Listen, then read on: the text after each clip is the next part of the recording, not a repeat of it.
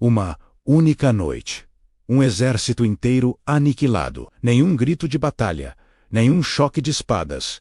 Nenhum derramamento de sangue visível. Quando o sol nasceu sobre as planícies de Jerusalém, 185.000 soldados assírios jaziam mortos em suas tendas. E um único anjo havia realizado o impossível. Esta é uma das passagens mais perturbadoras e fascinantes de toda a Escritura, menos um evento tão devastador que mudou o curso da história. Mas tão misterioso que até hoje provoca debates entre estudiosos, arqueólogos e teólogos. O que realmente aconteceu naquela noite fatídica?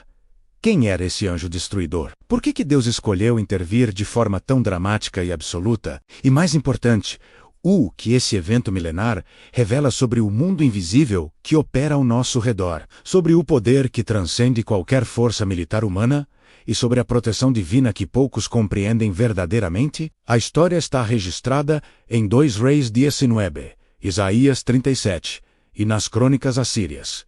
Sim, até os inimigos de Israel documentaram essa catástrofe inexplicável. O rei Senaqueribe, o conquistador mais poderoso de sua época, havia sitiado Jerusalém com um exército considerado invencível. Suas tropas já haviam devastado 46 cidades fortificadas de Judá.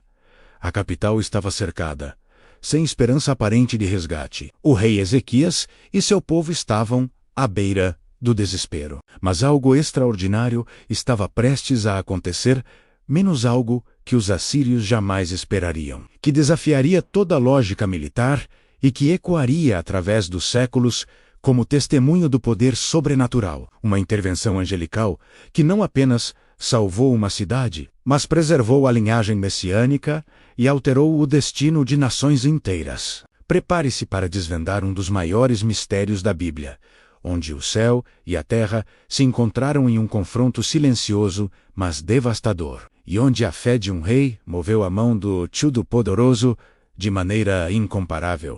Para compreender a magnitude deste evento, precisamos voltar ao ano 701 a. Código, quando o Império Assírio dominava o Oriente Médio com brutalidade incomparável. Senaqueribe, filho de Sargão II, havia ascendido ao trono assírio e estava determinado a consolidar seu poder, esmagando qualquer resistência. Seus anais, descobertos nas ruínas de Nínive, descrevem com orgulho como ele conquistou cidades e deportou populações inteiras. O rei Ezequias de Judá havia cometido o que os assírios consideravam uma traição imperdoável. Ele se recusou a pagar tributo e se aliou ao Egito, buscando independência. Senaqueribe não toleraria tal desafio. Suas forças militares avançaram como uma avalanche devastadora, conquistando território após território. O texto bíblico registra que 46 cidades fortificadas caíram diante da fúria assíria, e mais de 200.000 habitantes foram levados cativos. Jerusalém era o último bastião. A cidade estava sitiada,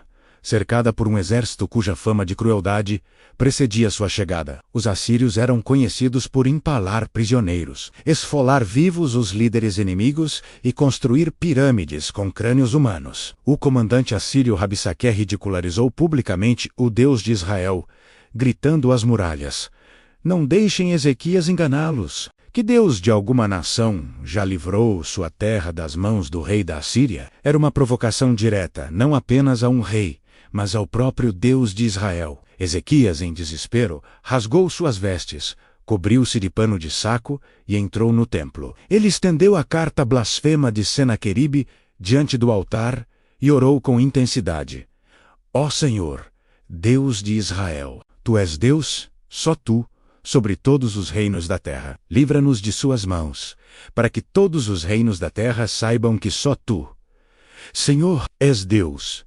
A resposta divina veio através do profeta Isaías: "Não entrará nesta cidade, nem lançará nela flecha alguma. Por amor de mim e por amor do meu servo Davi, defenderei esta cidade." E então, naquela mesma noite, o impensável aconteceu. O texto bíblico é direto e assustador em sua simplicidade. Naquela mesma noite saiu o anjo do Senhor e feriu no arraial dos assírios 185.000. E quando se levantaram pela manhã cedo, eis que todos eram cadáveres. Mas quem era esse anjo? E como, exatamente, ele executou tal destruição em massa, sem batalha visível? A tradição judaica identifica este anjo como ninguém menos que Gabriel, o príncipe celestial, ou até mesmo o próprio anjo do Senhor.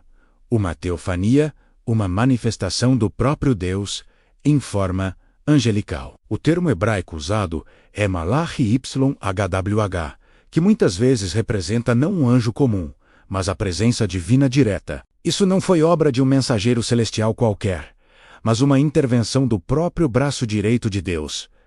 Os rabinos antigos debateram intensamente sobre o método da destruição. Alguns sugeriram que foi uma praga instantânea, outros que fogo celestial consumiu o acampamento. E há ainda quem proponha que os soldados foram atingidos por uma força invisível que parou seus corações simultaneamente. O historiador judeu Josefo, escrevendo no primeiro século, menciona uma praga pestilenta, enquanto o historiador grego Heródoto registra uma versão onde ratos invadiram o acampamento assírio, possivelmente trazendo doença. Mas a verdade mais profunda está além do método físico. Este evento revela um princípio fundamental do governo divino. Quando os poderes terrestres desafiam diretamente a soberania de Deus e ameaçam seus propósitos redentores, o céu intervém de forma incontestável. Jerusalém não era apenas uma cidade qualquer, ela guardava o templo, o trono davídico e, mais importante, a promessa messiânica. Da linhagem de Davi viria o Messias, e Deus não permitiria que essa linhagem fosse exterminada por exércitos humanos, não importa quão poderosos fossem. O número 185.000 não é simbólico, é literal e documentado. Representa a aniquilação completa do poder militar mais temido da época, reduzido a nada em questão de horas. Na tradição hebraica, este evento tornou-se um dos pilares da fé no Deus que luta por seu povo. O Midrash, os comentários rabínicos antigos, explora profundamente este episódio, revelando camadas de significado que transcendem a narrativa histórica. Os sábios ensinam que este foi um dos momentos decisivos onde o nome de Deus foi santificado perante todas as nações, provando que nenhum império humano pode prevalecer contra os propósitos divinos. Os rabinos conectam este evento ao conceito de Kiddush Hashem, a santificação do nome divino. Quando Rabi Saqué blasfemou publicamente, ridicularizando o Deus de Israel e comparando-o aos ídolos impotentes das nações conquistadas, ele ultrapassou uma linha sagrada. A resposta divina não foi apenas para salvar Jerusalém, mas para demonstrar ao mundo inteiro que o Deus de Israel é incomparável, vivo e ativo na história humana. Na liturgia judaica, especialmente nas orações de Rosh Hashanah e Yom Kippur, este episódio é recordado como exemplo supremo de como a oração sincera e o arrependimento genuíno movem o coração de Deus. Ezequias não confiou em suas próprias estratégias militares ou alianças políticas. Ele estendeu a carta ameaçadora diante do altar e clamou pela intervenção divina. Este gesto de total dependência tornou-se modelo para gerações futuras de como buscar a Deus em momentos de crise impossível. Os mestres também observam um detalhe fascinante. O texto diz que o anjo saiu naquela noite, de onde a tradição sugere que ele emergiu da própria presença de Deus no Santo dos Santos, no Templo de Jerusalém, menos o mesmo templo que Senaqueribe jurou destruir. A proteção divina emanou do lugar que o inimigo mais desprezava, provando que a verdadeira força não reside em arsenais militares, mas na presença manifesta do Deus vivo. Este evento também se tornou profecia cumprida, pois Isaías havia predito anos antes que um remanescente seria preservado e que Jerusalém não cairia. O que este evento milenar pode ensinar a nós, que vivemos em um mundo aparentemente tão distante daquelas antigas batalhas? A verdade é que os princípios espirituais revelados naquela noite em Jerusalém permanecem tão relevantes hoje quanto eram há 2.700 anos. Cada um de nós enfrenta seus próprios exércitos assírios, circunstâncias aparentemente invencíveis, problemas que nos cercam sem esperança visível de escape. Vozes que zombam de nossa fé e questionam se Deus realmente se importa ou tem poder para intervir. A primeira lição é sobre a natureza da verdadeira batalha. Paulo escreveria séculos depois: Nossa luta não é contra carne e sangue, mas contra principados e potestades. Ezequias compreendeu algo fundamental. Ele não estava apenas lutando contra Senaqueribe, mas contra forças espirituais que desafiavam a soberania de Deus. Quando reconhecemos que nossas lutas mais profundas são espirituais, paramos de depender apenas de soluções humanas e começamos a buscar intervenção divina. A segunda lição trata do poder da oração radical. Ezequias não fez uma oração protocolar ou religiosa, menos ele estendeu fisicamente a carta ameaçadora diante de Deus, como se dissesse: Senhor, vê o que estão dizendo sobre ti, vê como zombam do teu nome. Há momentos em nossa vida onde precisamos levar nossas impossibilidades literalmente à presença de Deus, expondo nossas feridas, medos e desafios sem filtros religiosos, clamando não apenas por nossa libertação, mas pela glória do seu nome. A terceira lição revela a realidade do mundo angelical. Vivemos em uma cultura que ou nega completamente a existência de anjos, ou os transforma em figuras sentimentais e inofensivas. Mas este evento mostra que existem seres celestiais de poder inimaginável, operando ordens divinas que podem alterar a realidade física instantaneamente. Você não está sozinho em suas batalhas.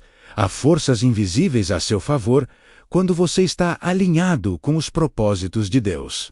A história do anjo que derrotou 185.000 homens não termina simplesmente com corpos espalhados pelo campo de batalha. Ela continua ecoando através dos séculos, sussurrando verdades eternas sobre um Deus que nunca abandona aqueles que confiam nele. Mesmo quando toda esperança humana se esvai. Senaqueribe voltou humilhado para Nínive, onde seria assassinado por seus próprios filhos, enquanto adorava no templo de seu deus Nisroque.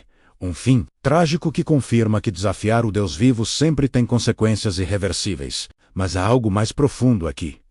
Uma pergunta que permanece suspensa no ar como um incenso sagrado.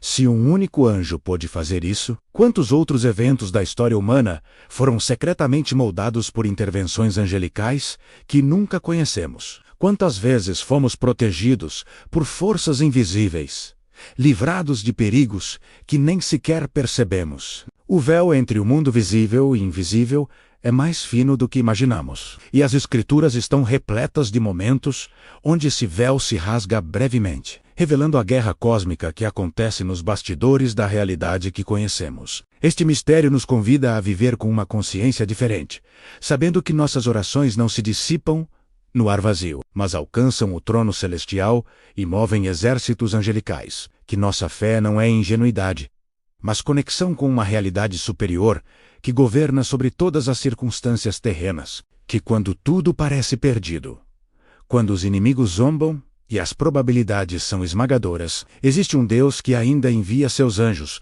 para lutar por aqueles que o buscam de coração sincero. Mas este é apenas um fio na tapeçaria grandiosa dos mistérios bíblicos. Outros segredos aguardam para serem desvendados. Encontros angelicais que mudaram destinos, símbolos ocultos que revelam verdades profundas, profecias que conectam passado e futuro de maneiras surpreendentes. A jornada pelos pergaminhos antigos apenas começou, e cada mistério revelado abre portas para câmaras ainda mais profundas de sabedoria celestial. Que este relato acenda em você a chama da curiosidade sagrada.